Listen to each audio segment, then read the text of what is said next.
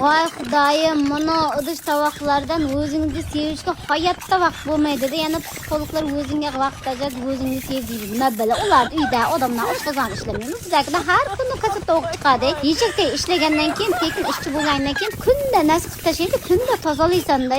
Qarabchi, bir kun televizorda ko'rib qoldim-da, shu mashinaqa narsa bizga hech duch kelmaydi. Shunaqangi boy ota bo'ladi-da, hani bolasiga, "Ma bolajonim, bunida mana boylik senga" desa, "Uni kerak emas" deydi. Tom ketganmi? Menga ber shu narsani. Qizlarga shunday millioner erlar chiqib qoladi. Men har balani podarka qilaydigan. Birgina dada degan so'zingga zorman. Dada deb aytsang bo'ldi.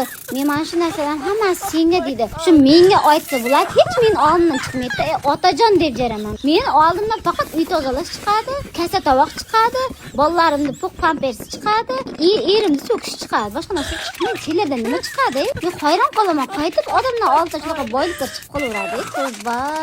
Uf, chachib ketdim. Men muncha ko'p gapirdim. Shunday ham miyam ishlayapti, ham o'zim ishlayapman, ham og'zim ishlayapti, ham tanam fitnessga borishim ham shart emas. Shu ishlarim uchun agar menga Oskar berganda, meni uyim Oskar bo'lib ketardi. Menga balki faqat kuni bilan nima ish qilding degan savolni beradi. Undan tashqari shuncha yil ichida qo'lga kiritgan yutuqlarim, jeb jotasan, tekin xo'rsan, erini topgan pulni jeb jotaydigan bir kuydirgi xotin degan nominatsiyalarda g'olib bo'lganman.